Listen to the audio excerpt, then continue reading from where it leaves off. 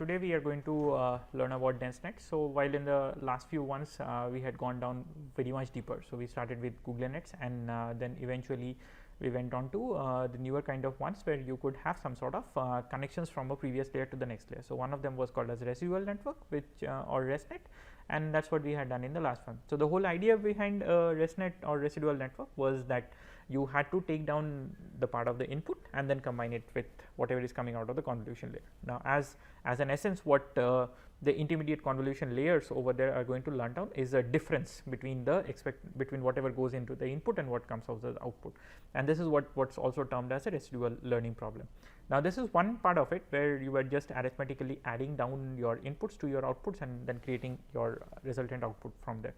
Now, on the other side of it is what's called as a dense residual connection, and that was a paper from CVPR 2017. And what happened out in a dense residual connection was more of in a way that you get your inputs, then you start concatenating your inputs to the subsequent layers, and then so what essentially happens is that you are not going to arithmetically add, but you preserve all the features by appending them onto the feature channels which comes as the output, and then subsequently it keeps on passing through the whole network over there. Now, the advantage which you gain in dense residual network over coming down from a ResNet was that you could reduce down significantly the total number of weights or the total number of parameters over there. And one of the reasons why you could significantly reduce down the number of parameters was that you could use much lesser number of channels for doing this whole purpose over here. Now, being able to reduce down the total number of channels over there is what plays a significant role in terms of bringing down the total model complexity while improving down the total accuracy of the model over there. Now, having said that, while we have learned down on the theory part of it, today let us look into a dense residual connection network. So, we are going to do down it with DenseNet. Now, as going down with any of the conventional ones which we have done till now. So, we have our first part of the header which is quite straightforward and simple as we keep on taking it up.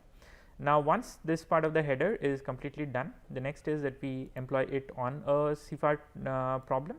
Now, over here the data which we are going to take down is of the size of 224 cross 224 pixels and 3 channels over there. Now, we are able to handle down 32 batch sizes. Now, this is a really large batch size as if you look down as comparison to a VGGNet where your batch size was much smaller.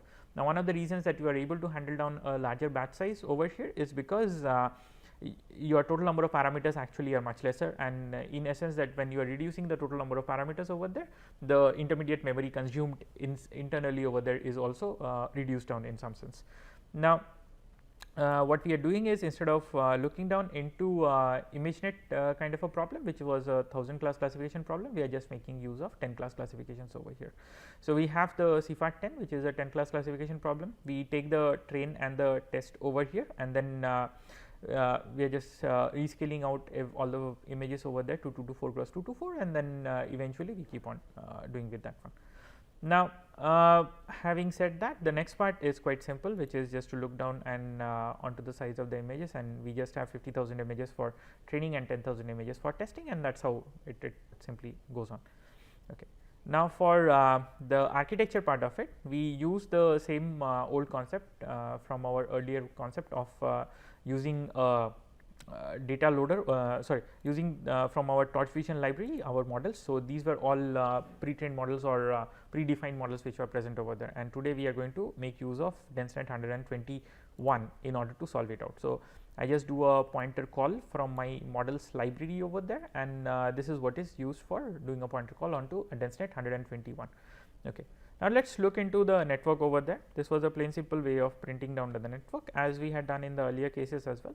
Now, if you look down, so you have your first part which is a 2D convolution of 3 cross 3 kernel sizes, and you have 64 kernels coming out of it.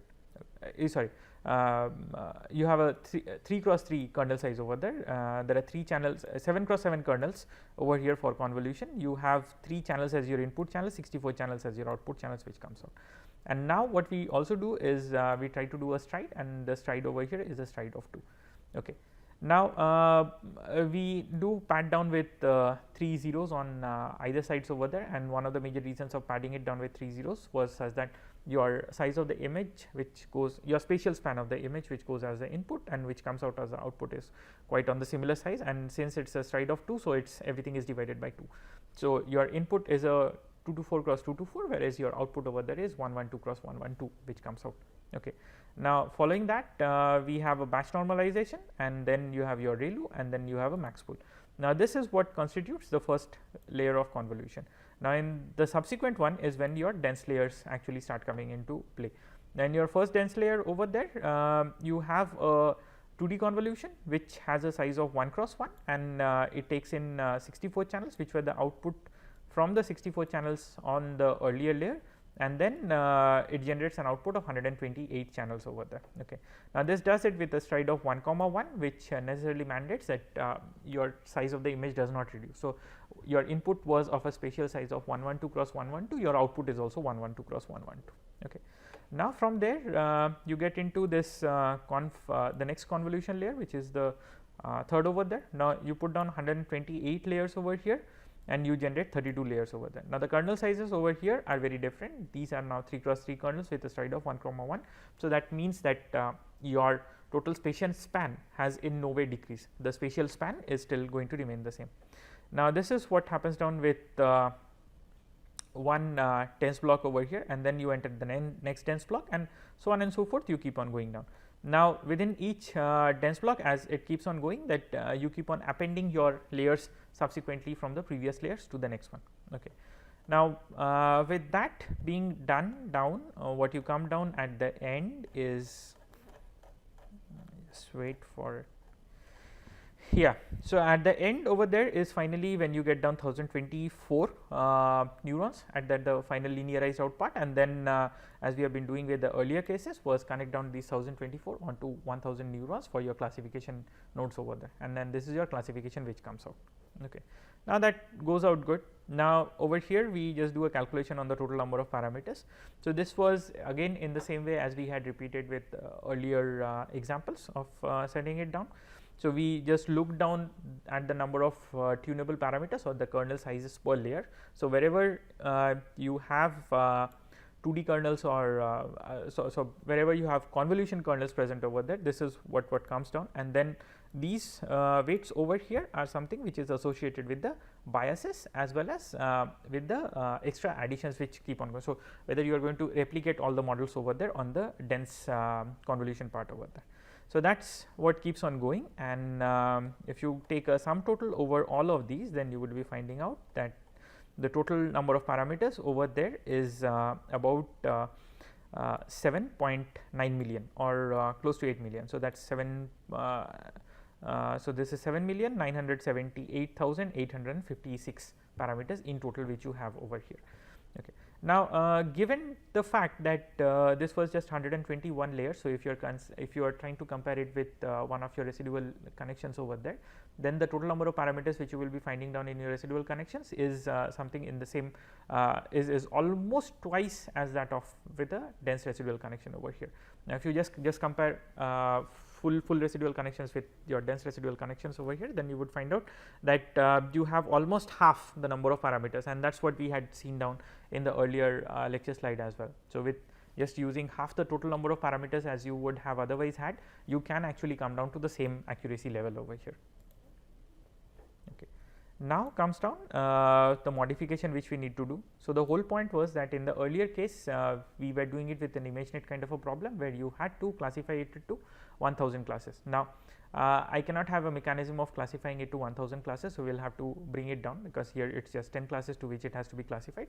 So let us just classify it down to 10 number of classes, and that is the next addition which we do. And for that what we do is net.classified is the pointer which is present over there. So we just put down this rest of the pointer onto this one, which connects down 1024 nodes onto just 10 nodes over there. So this does and closes our total network for the classification for a 10 class problem. Okay. Now doing that, what we start by doing is, now that we have our modified new network which can work out actually on CFAR 10. So we start by copying down the weights. Now once we copy down all the weights, we just keep it over there, and then I just check out if GPU is available for my system to work on. Now if GPU is available, then that's well and good, and we can keep on proceeding over there.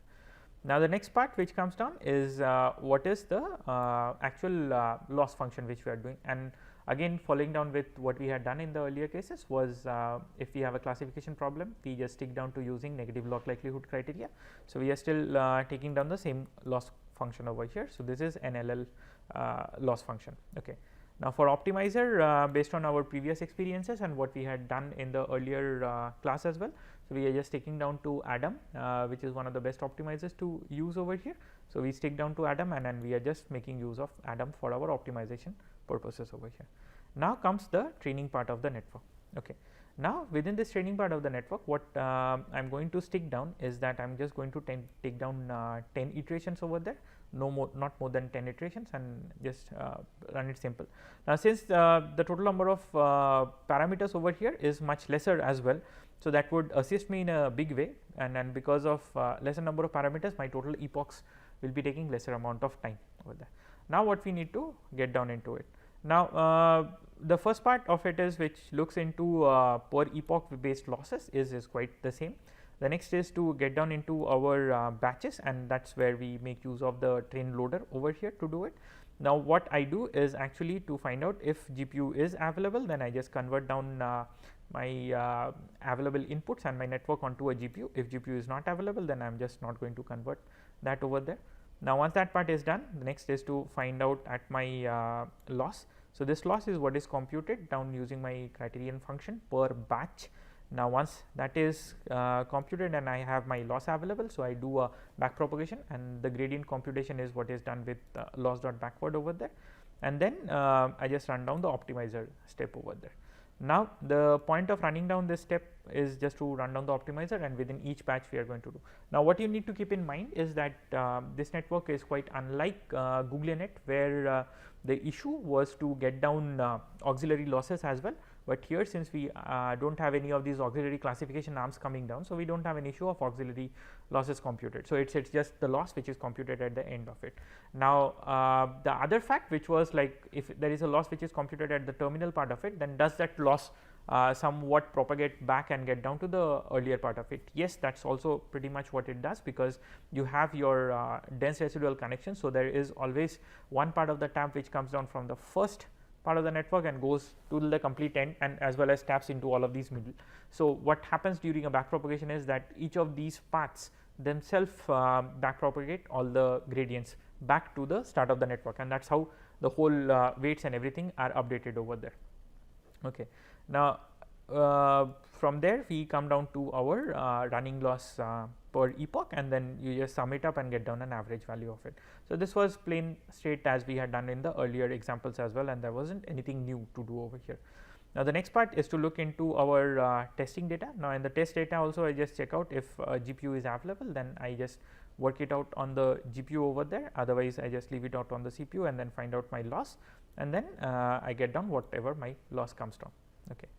Now with that, finally we come to a plot over here, and this part of the code is again plain simple as we had done in the earlier cases as well. So let us look into what it takes down. Now we have just shifted over to a different machine and a different GPU which is a bit slower, so it takes slightly bit, otherwise 9 minutes is over quoted. If we were doing it down on the earlier one, then it wouldn't have taken so much of time. Now so that's something which is very much hardware dependent, as I had said in the earlier classes as well. Now if you look down into your accuracy, so you are starting down with an accuracy of something like 59%, which is quite simple. Like in most of these cases, since it was randomly initialized, and your accuracy is technically around 50% is what we have seen with any of these very deep networks over there. What happens is that it closely escalates. So if you look down, so within the first epoch itself, it goes out from 59%, almost 60% to a 74%, a 14% jump. Then it does a 3% jump. Then there is a minus 1% change. So this is where it starts to stagger down a bit and then does it. So one of the major reasons why this happens is that it starts its local oscillations over there, and then since it's not able to get down to the exact minima position, so it's just oscillating around and takes more bit of my time to come down to a convergence. So this is what comes down with my, so my red part is with my training losses over there, my green is with my testing. Now there is something interesting which happens over here as well. Now while my training losses are much lower, my testing loss is obviously higher, and this is pretty much known, but the good thing is that this test curve over there is something which is coming down much faster at a rate. So it means that the generalizability of the model is going up in a better way. Now having said that, we try to look into our accuracy curves over here. Now while the training accuracy is really going high, and a lot of you might tend to think that it's now going close to overfitting, but then the testing accuracy is not something which is going up to that level. So now you need to keep on running it beyond 10 epochs, because 10 epochs is just a very small amount of time in order to keep on continuing this one. Now, now that my training is completely over, the next part which we need to do is that we need to find out what has been the nature of the weights and whether there has been a change of the weights, anything, whatever we had done random initialization versus what comes out at the end of the training process over here. So that we go down and get into my weight initialization and weight visualization part. So these were the weights over here. Now if you remember the first, so let's get back onto the model over here once more. So our first layer for the model was something which had kernel sizes of 7 cross 7, and there were 64 of them, and these were all taking in. So this is my first convolution layer, which took down 3 channel inputs over there, 3 channel which corresponded to an RGB, and it produced out 64 channels. So there were 64 unique kernels present over there, and each of the kernel was of a size 7 cross 7. Okay. Now what came out of from here is that we have 8 cross 8 matrix of 7 cross 7 kernels each over there, and they are all RGB in nature. Okay. So let's get down to visualizing these kernels over here.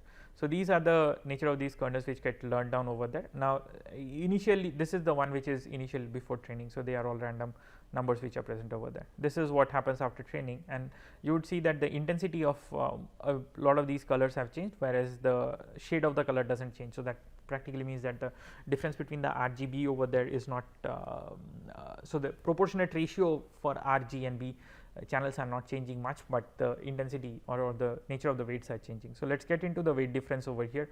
So you see a lot of these random patches coming up over here. So there has been significant amount of change around there, but then the proportion in which, so that's the reason why the shades are not changing. And what's really interesting is that you don't fail to, you don't see actually any distinct shape of objects or distinct kernels coming up. Now these are very complex kernels, and they don't have an immediate visual representation. If you are looking down at shallower networks over there, with the shallower network it was much easier to learn down kernels which are very representative of the image. With the more deeper you keep on going, you might not always end up getting down kernels which are very descriptive of how the image properties are, and then that's the nature of these kind of very deep learning systems as they are. Okay. Now the next part over there is, if you go back and look into the second convolution layer. The second convolution layer is what takes in,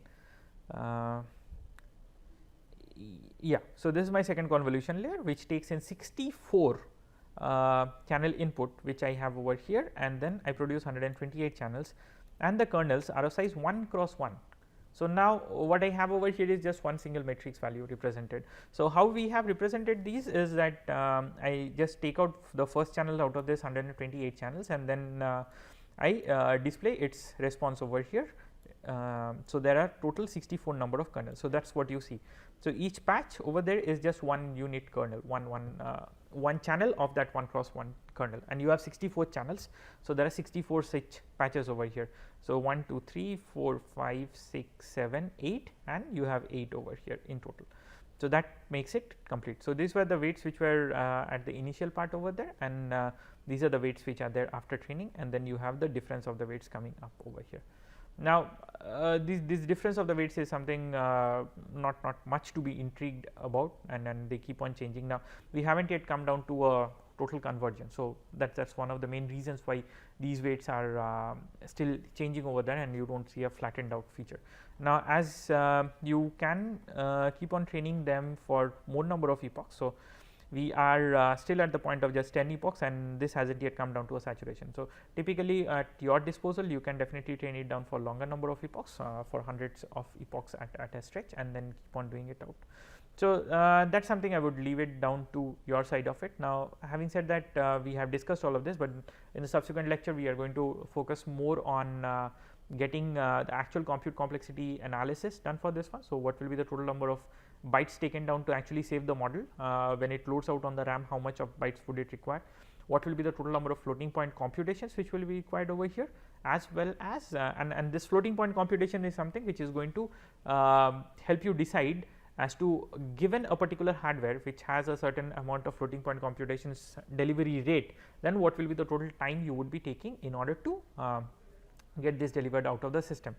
On top of that, there is also another important point which we will be discussing in the subsequent lecture, and that is on the total operational space complexity. Now, for the operational space complexity, major fact is that if we have larger size kernels, and if there is an intermittent activation response which also keeps on generating. Now, if this is large, then we will take more amount of space, and as a result my batch sizes will have to be reduced.